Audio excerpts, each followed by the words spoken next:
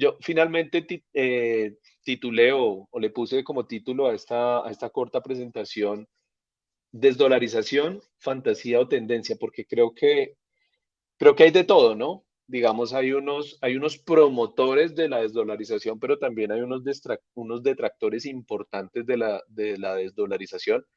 Lo que es fundamental desde mi punto de vista en este momento es que es un término que ya llegó a ser tendencia, por lo menos el término. Entonces, en ese orden de ideas, creo que nos está poniendo de manifiesto pues una cantidad de situaciones geopolíticas y geoeconómicas que, que no se pueden pasar por alto y que muchas veces uno las toma como aisladas. Y aquí un poquito es tratar de recogerlas de manera integral, porque creo que son aristas de un mismo cubo. Entonces, de eso se trata un poquito la presentación. Desafortunadamente no tengo una respuesta para la pregunta que planteo, pero así me gusta más a mí. Entonces, aquí lo primero que quisiera mostrarles o compartirles mejor, y por supuesto son opiniones totalmente personales, es que, como les decía, que hay una balanza cuando hablamos de la desdolarización o de la pérdida de dominancia del dólar, que podría ser otra forma de plantearlo. Hay tanto detractores como promotores. Del lado de los detractores que los puse aquí sobre este slide que estoy proyectando en la parte izquierda, tal vez me gustaría mencionar estos cuatro aspectos, que son, en primer lugar, y son artículos que incluso han venido desde la academia en los Estados Unidos recientemente. Por ejemplo, los detractores, los que no consideran que vaya a cambiar esa dominancia del dólar, al menos en muchas décadas, lo que mencionan es que una de las cuestiones que han sucedido es que la venta de dólares americanos en años recientes, y, y digamos que ahí nos damos cuenta ya de una cosa bien importante, y es que no es algo coyuntural, sino que viene a ser algo de más mediano plazo.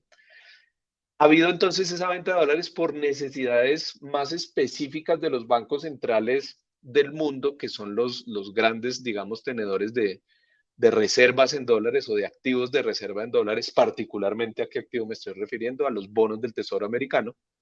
El caso pues de Colombia, donde yo estoy ubicado, el Banco de la República, que es nuestro banco central, pues también tiene una parte importantísima de sus reservas internacionales en bonos del Tesoro americano, o en general en activos denominados en dólares.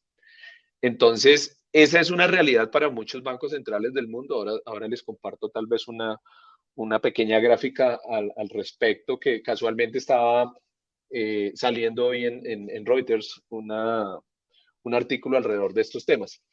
Entonces, ¿por qué ocurre esa venta de los dólares puntualmente de las reservas internacionales de muchos bancos centrales alrededor del mundo en años recientes?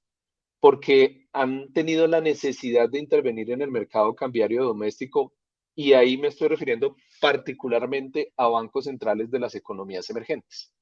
O digamos, esto es lo que dicen los detractores, por supuesto. Yo soy más del lado de los promotores en realidad, pero creo que hay que mirar siempre las cosas en una balanza.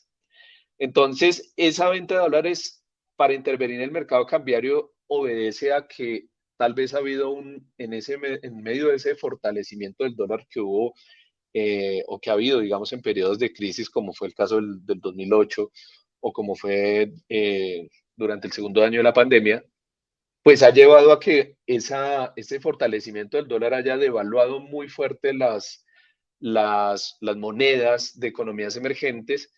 Y en ese orden de ideas ha habido algo de intervención, porque muchas economías emergentes tienen o tipos de cambio fijo o tipos de cambio que se llaman de flotación administrada o de flotación sucia, es decir, que no fluctúan puramente con la oferta y la demanda. Entonces, lo que dicen los detractores, uno de los argumentos fuertes es: vea, sí está cayéndose las reservas internacionales en muchos bancos centrales del mundo, pero eso es por unas necesidades puntuales para intervenir en sus mercados cambiarios. Punto. Entonces, como que ese es un gran, eh, elemento donde dicen, no se preocupen, esto no es desdolarización, simplemente es una situación para defender sus monedas. Creo que es un argumento válido, pero me parece que es se queda corto. Otro argumento que mencionan los detractores de la desdolarización es que ha habido desvalorización de los activos en dólares, principalmente porque los bonos del Tesoro americano se han desvalorizado de manera importante en los últimos 18 meses. Y eso tiene que ver, por supuesto, con la subida de tasas de interés, respondiendo a la inflación, particularmente en los Estados Unidos.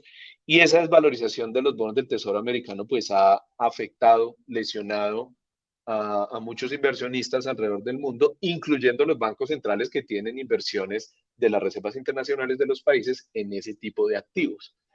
Y eso ha sido, digamos, un detonante adicional para que haya una mayor diversificación de esas reservas internacionales. Entonces, ahí ya vamos viendo una cosa importante y es que no solamente se trata de no hacer transacciones en dólares, sino que cómo es que se invierten esos dólares, porque eso va a ser relevante a futuro pensando en una posible desdolarización. Entonces, esa desvalorización, lo que dicen es que los detractores, digamos, muy puntualmente, tal vez en los últimos 18 meses, también ha contribuido a que haya algo más de ánimo diversificador de las reservas internacionales en muchas partes del mundo, pero que eso no significa per se un riesgo de desdolarización. Un tercer aspecto es el exceso de reservas internacionales líquidas en países grandes exportadores, particularmente los grandes exportadores de commodities, aunque también, por supuesto, no podemos desconocer China como el principal exportador del mundo, siendo una economía emergente. Entonces, lo que dicen los detractores de la dolarización es, ese exceso de reservas internacionales líquidas también ha llevado a que haya un mayor ánimo de diversificador. Y sobre todo porque aquí se empiezan a involucrar aspectos geopolíticos, ¿no? Y ahorita vamos sobre ese tema, pero es parte de lo que dicen, es, vea, hay demasiadas reservas, entonces están diversificando y pues digamos que el punto cuál es. Cuando son las reservas internacionales, una parte puede ser muy líquida y otra parte puede ser menos líquida.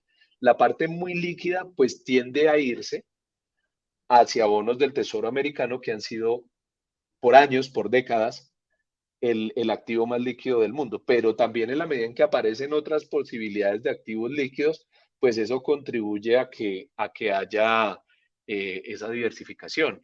O incluso, como hay tantas reservas internacionales en muchos países, grandes exportadores, imagínense ustedes los exportadores de petróleo, por ejemplo, de Oriente Medio, pues lo que tratan de hacer son todos esos fondos soberanos gigantescos que ya no necesariamente están involucrados puramente en inversiones líquidas. Entonces están haciendo una migración hacia inversiones menos líquidas que los bonos del tesoro y ahí sí ya el espectro se abre muchísimo y en consecuencia no tienen que ser necesariamente activos denominados en dólares. Eso es una cosa bien importante. Entonces los detractores dicen como que eso es algo natural del proceso de enriquecimiento de muchas economías, pero no significa que implique al final una desdolarización del mundo.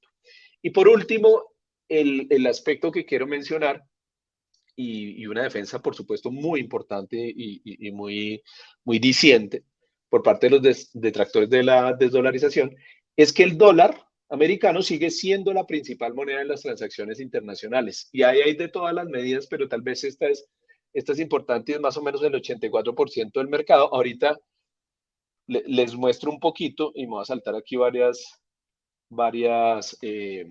diapositivas porque esta precisamente salía hoy en Reuters, fíjense la fecha, abajo dice Reuters, mayo 24 del 23, y lo que muestra es cómo el dólar americano, obviamente reflejando ser la moneda de los Estados Unidos, ¿cierto? No es, esa es la importancia, y es que es la moneda de los Estados Unidos.